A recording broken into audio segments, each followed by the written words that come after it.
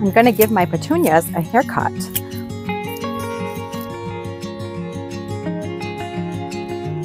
Hi, it's Steph. Welcome back to my garden. It is a beautiful summer morning, but we are in a heat wave, so it's going to get pretty warm. So I came out here early to get all of my containers watered. And as I was going through, I recalled that it's been about 6 weeks since we went to a local to me nursery and picked up a bunch of annuals to put together my summer containers. And in that video, I was able to show you how I planned on using those plants together in containers. So I thought that it would be really fun to go through and give you an update on how things are growing 6 weeks later. We'll start here with this Petunia Mini Vista Scarlet. This plant is a powerhouse, and I'm actually really loving this brightish kind of pink red color.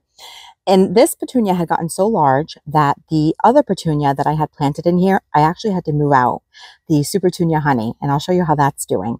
But around 4th of July, this plant had gotten so large that it was actually overhanging the side of the container. So what I did was I went through and I sheared it back, which is something that petunias really benefit from. You can see where I cut it there and all the new growth that is already coming out on the plant. So if your petunias start to get really leggy and kind of scraggly looking, give it a haircut. It will respond beautifully. So this is one plant.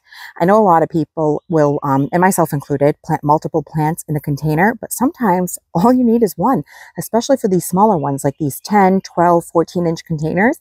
If you have a plant that gets really large, one will do it. And check out the Petunia Honey. This is a gorgeous petunia. The colors are stunning. They're almost like an apricot, coral, and like this off shade of yellow that is just so pretty. Almost has a hint of green to it. It's mesmerizing. It's just so pretty. I love it. And I moved it out of the container that was with the Petunia Vista Scarlet because I didn't think that the colors worked very well, but also they were kind of competing for space. And this is another situation in which I put this single petunia here in this blue planter. That's another thing I like to do. I really like to coordinate the color of the plant with the planter. So the Mini Vista Scarlet in that red color looks beautiful with the blue and white planter. And this one here in these shades of coral and yellow look really beautiful in this cobalt blue planter. But this is another really prolific petunia. And it's also self-cleaning. You can see there's a bunch of dried up blooms on it that I don't have to do anything with. It'll just keep blooming and blooming for me. Now this one you can see is starting to overhang the container. So I could go through and I can cut off these pieces of petunia and it'll start to bush out and grow more prolifically for me. So that's a great way to improve the blooms on your petunias. Midsummer, give them a good haircut. And look at this geranium. This is a geranium that I overwintered from last year. It's also looking great. I do have to deadhead it, but there's always new blooms coming. And I had purchased a eucalyptus that I actually just tucked in here with this Petunia because I didn't know where to put it. And I'm hoping that I can grow enough of it to cut satchels to kind of hang in my shower because I think that will smell really nice with the warm water. And let's take a look at the trio of containers that I planted behind my couch here on the patio. And this one here is looking gorgeous. This is a beautiful mini petunia. Look at that. So pretty. I would definitely use this one again. So let's go ahead and grab the tags. So I kept these tags in my containers for reference. And you can see that once the plants grow, you don't even know that they're there. So this is the Proven Winners Super Bell Double Amber. And it has just filled out the front of this container just beautifully. When I originally planted this planter, it was this Super Bell Amber. I had an osteoporum in here, and I tucked in one of these Dusty Millers that I grew from seed. This is the New Look Dusty Miller, and it's also doing pretty well. It's a nice contrast with the green, this silvery foliage. And then later I had gone to Walmart and they had some annuals on clearance, and I picked up this lobelia for like $2 and I just tucked it in there, and I thought that blue with this amber color looked really lovely. It was kind of a nice finishing touch, and this is looking really pretty together. Now here is a plant that kind of petered out on me, and it's the osteoporum. The size of the plant has gotten larger and it is loading up with buds again. You can see here, there are a ton of buds, but there's a little bit of a lull in the flowering. So this is the first time that I've grown osteoporum. I'm not sure if this is how they go. Like, do they just bloom a big flush, then kind of peter out and then load up with blooms again? Let me know what your thoughts are on that. But it's also a really beautiful color. So I'm excited for it to start blooming again because I think the combination is going to look really pretty. Now let's take a look at this middle planter here. Now this one is really filling out. I have a colocasia or an elephant ear in the center. I also tucked some of that new look Dusty Miller that I grew from seed in there. There is a Color Blaze Sedona Sunset Coleus in the back that is filling out beautifully. And there is also this Petunia in the front that is, I can't remember the name, so this is where the tags come in handy. Let's go ahead and find those. The Super Bells Tangerine Punch. And this one is also doing really well and filling out the front of this container beautifully. Now the color coordinates so well with this Color Blaze Sedona Sunset Coleus in the back. And then the colocasia or the elephant ear that I have in the center is the Illustrious variety by Proven Winners. So I'm really happy with this combination here. And the Rockin' Blue Suede Shoes Salvia is looking enormous. This has really filled out this container, and this is a wonderful salvia. I find pollinators on here all the time, and this has only been here for 6 weeks, so I can only imagine how much bigger it's going to get at the end of the season.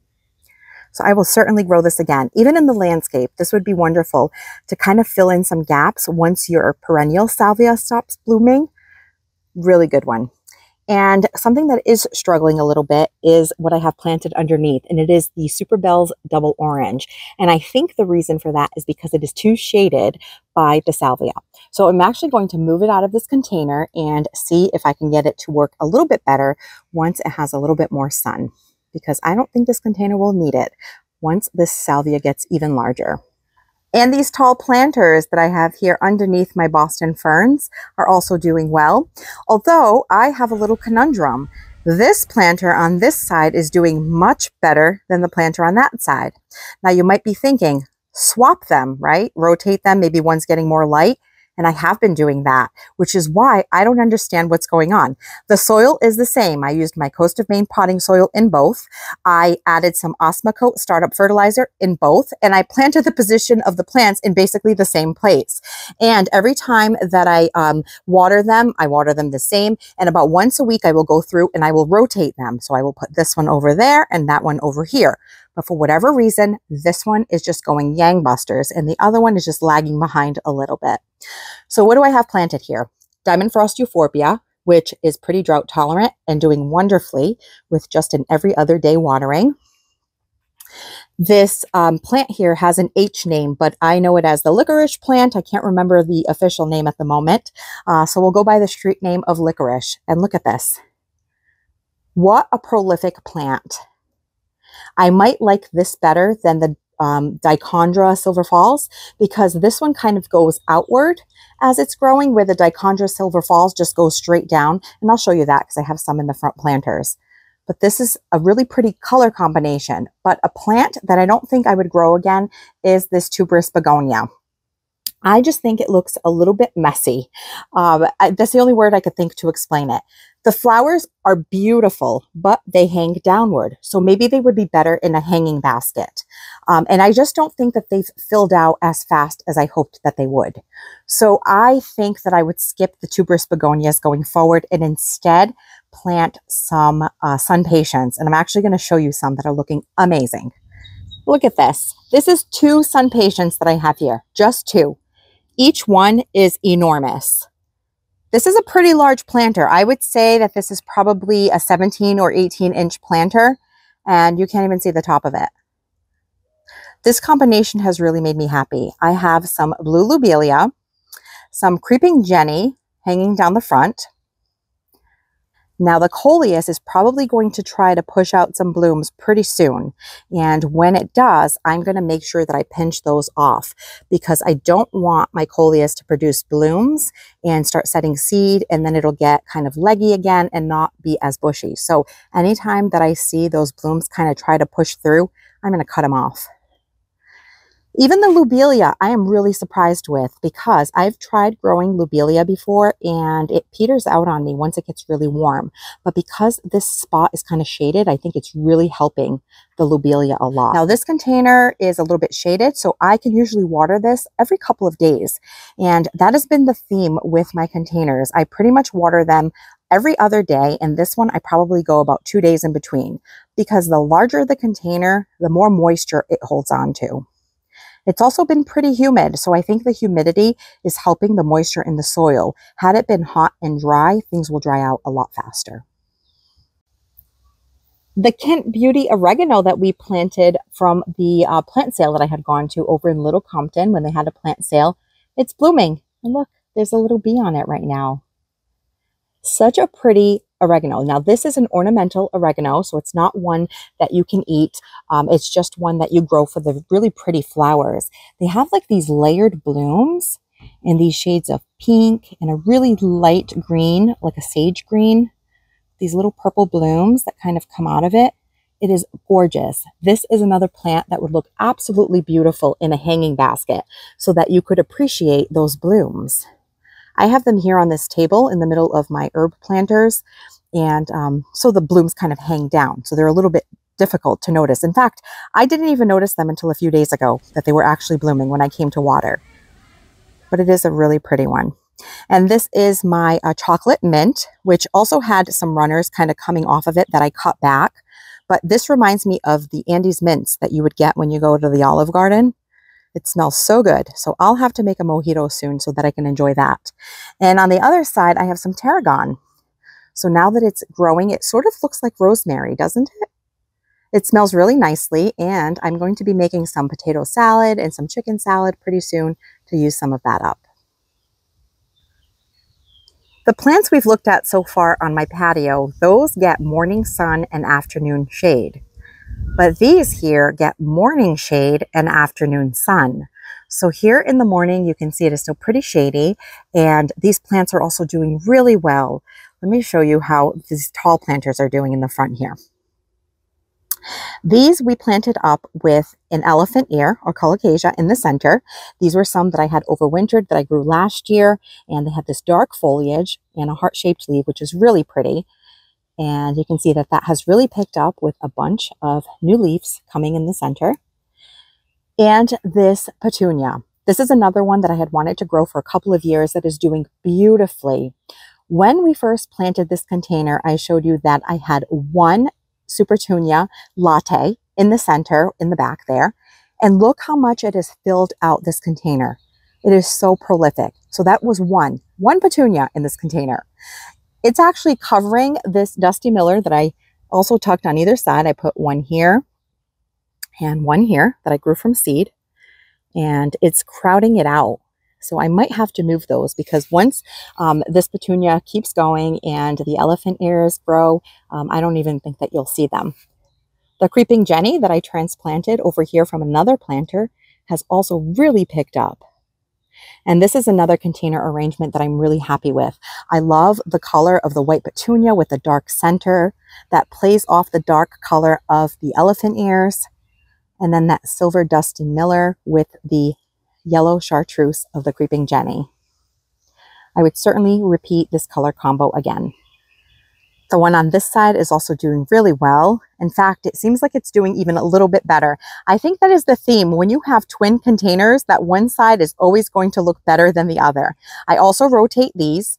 You can see that the petunia is spilling out over the container. So this one is also ready for a little bit of a trim. So I can trim off all these pieces that are kind of hanging beyond the edge of the container, just to get it to bush out a bit more. And this elephant ear in the center is doing amazing. Look at this one. The foliage is so much larger than the one on the other side.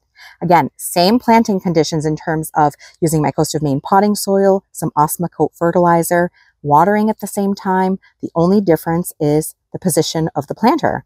And I do rotate them. So yeah, there's always going to be one that's going to show off more than the other. The window boxes are also looking beautiful. They're really filling out. And while the Mandevilla did take a little while to get going, or the Dipladenia, I should say.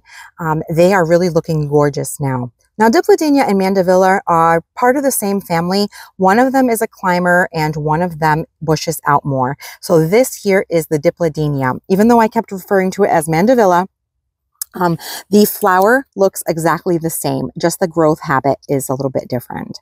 But I really love the white one. And this one you can see here has a bunch more bloom buds. And this one I did clean up a couple off of it this week, but it's really picking up now. It is mid-July, so it did take some time for them to get going, but they're looking lovely at this time. And the cordyline in the center is also doing well. And something new to me this year was this mizu. And look how much it is filling out, looking all kinds of beautiful in this container. It is a succulent type plant. It does get these little tiny kind of fuchsia blooms on them. There's one right there, which looks really pretty interplanted with this chartreuse color of the creeping Jenny. So again, I'm really loving this combination. The window box on the right-hand side has even more blooms. Look at this. There's one here, a bunch of bloom buds. And on this side, some beautiful blooms.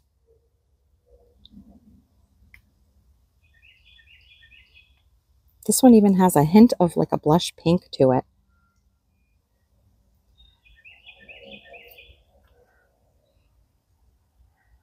I think Dipladenia in white will be the flower of choice for me for these window boxes for years to come. I think I'm always going to use these. Now, I might find something I like better, but for now, these are drought tolerant. All of the plants I have in here, I only have to water once every couple of days, maybe every other day, sometimes even every 2 days, if I'm being honest. And they're doing just fine. So the Dipladenia, the mizu, and I'll show you the tag for that. That's what it looks like, and that's what it's called. It's called Trilling Red, even though the bloom is sort of a fuchsia color. There's a couple more blooms right there. The cordyline also appears to be drought resistant, and because this mizu is a succulent, it holds on to water, so it can also be watered more infrequently. So that is key, is matching up your plants in your containers so that they all have the same watering requirements. Sort of what I did here with the Dipladenia, the mizu, the cordyline, and even the creeping Jenny.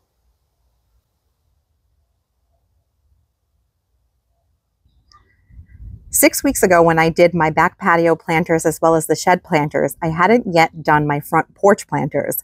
So I didn't show it in that video, but now that these are done and doing really well, let's go through and take a look how I planted these up. In the 2 tall planters, I have some of the Dipladenia, that I had overwintered, and it is looking really pretty. You can see this one started blooming sooner. It has lots of blooms on it as well as bloom buds. And the color looks really pretty with this Dichondra Silver Falls that I have growing in the front of the container here. Now in the back, I showed you the licorice plant, which is very similar in appearance, both in color and leaf structure to this here, the Dichondra Silver Falls. This one has more of a trailing habit where it grows straight down, as you see here, which is also really pretty. And the other one kind of sticks out and grows wide and out. So it grows more horizontally.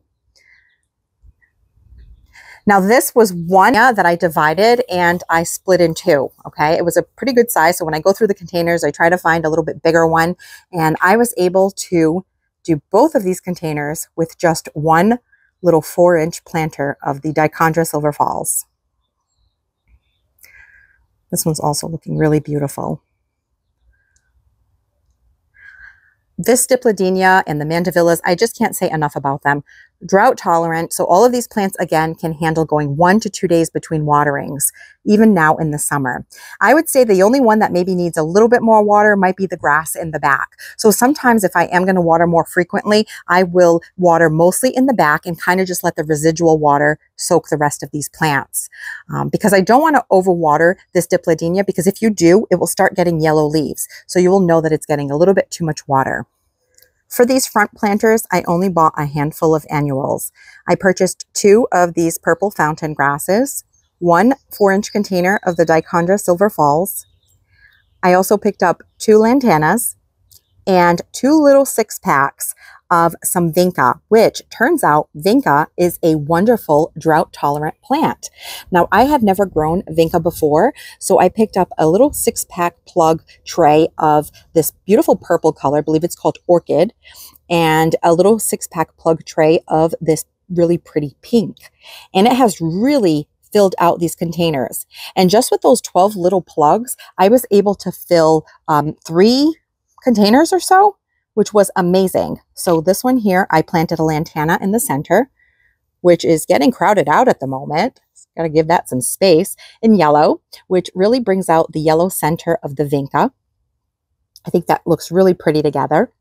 And then Maureen, my friend Maureen from Parsons Peonies, had shared with me some plants she grew from seed. So we have a geranium there. I believe it's called Maverick Rose, and some ageratum.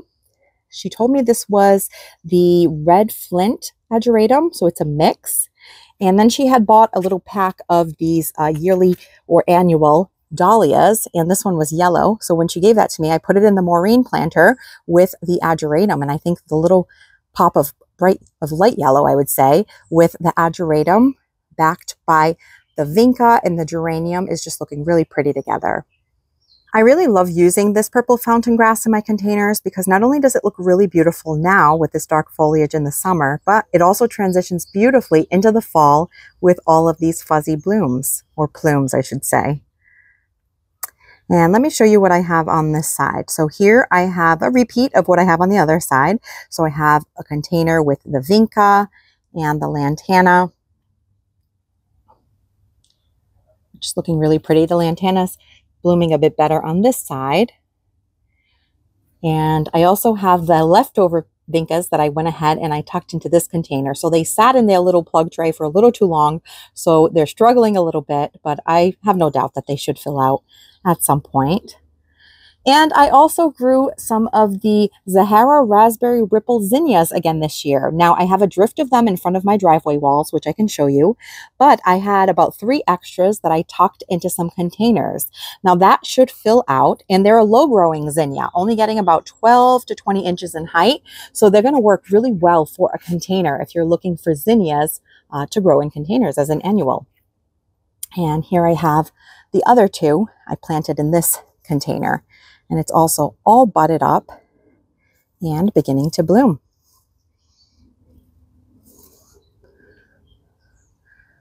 The pincushion flower, so this is the Scabiosa Butterfly Blue, has taken a little bit of a break, but it's starting to reload with more buds. That is a perennial, a short-lived perennial. So it usually lasts about 3 seasons or so. And then here I have some nasturtium that I grew from seed that's also looking pretty good.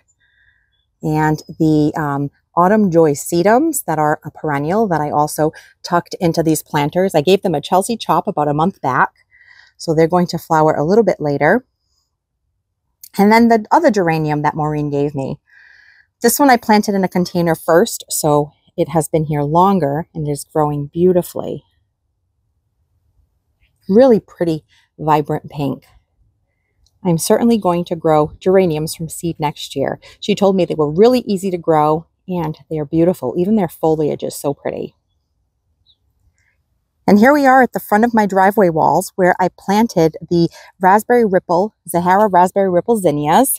You can see how well they're doing. This is one plant.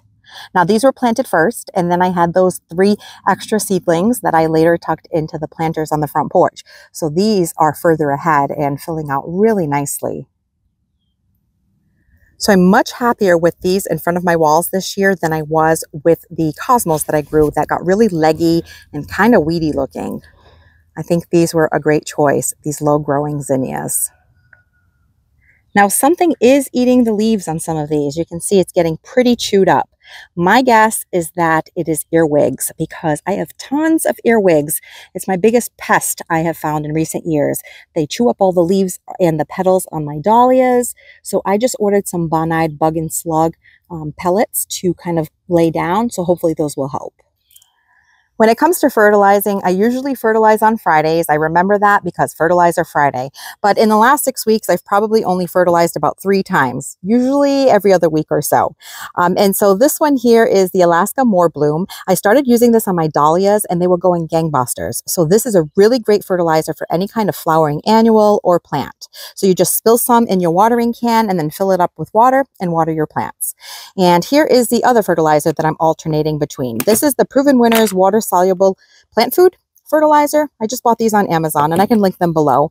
And it's just the blue powder, similar to what you find in the other available plant food. They look very similar. And so you just take the scoop here, and it is 1 tablespoon per gallon of water. So I will use 2 scoops of this in my container because I have a 2-gallon watering can. And then you fill it up with water and water your plants. So far so good. And what I do is I just alternate which ones I use. So the last time I fertilized, I used this variety, the powdered water soluble plant food. Next time I will use the Alaska More Bloom. Now, I'm probably not fertilizing as often as I should be because in the summer when it's warm and we're watering our annual containers, the nutrients that are in our soil or any fertilizer that we've added is coming out of the container every time we water. So it's important to replenish that because our annuals aren't here for a long time. They're just here for a good time. So they need some fertilizer and nutrients to keep them growing and blooming for us for the rest of the season. So I am going to try to get better at it. But even this one here that I purchased, this Proven Winners Water Soluble Fertilizer, it says to use every 3rd watering. I would never remember to do it that often. So I am going to try to get better about it, about once a week. And I did start off my containers or my planters with really good soil, the Coast of Maine potting soil. So it already has those good nutrients to begin with. And then I added the Osmocote, which is a slow release fertilizer, so that every time I water, they're getting a little bit of fertilizer. So now if I can get into a once a week schedule, I think that would be ideal. And while I'm happy with my containers, they probably would bloom even better. I'm going to give my petunias a haircut while I'm out here. So I'm going to go through, and anything that is overhanging my planter, I am just going to cut off. And it might look pretty drastic at first, but it's for the best.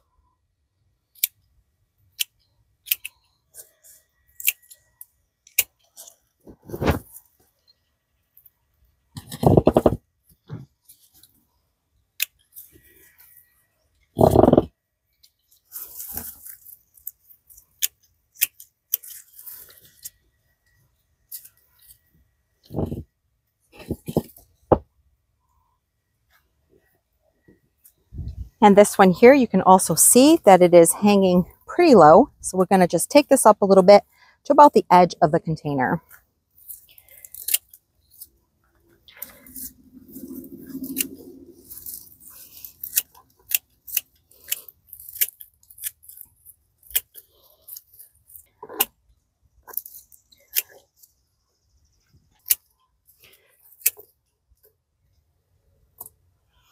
Well, this was a really fun video for me to make. And usually every year when the season is over, I regret not going through and documenting my containers and having more footage of what they looked like so that I can refer back to the following year. So I am glad that I did this. And I also think it's a great reminder for all of you to kind of take pictures and video of your containers so that you can refer back and see what works and what doesn't.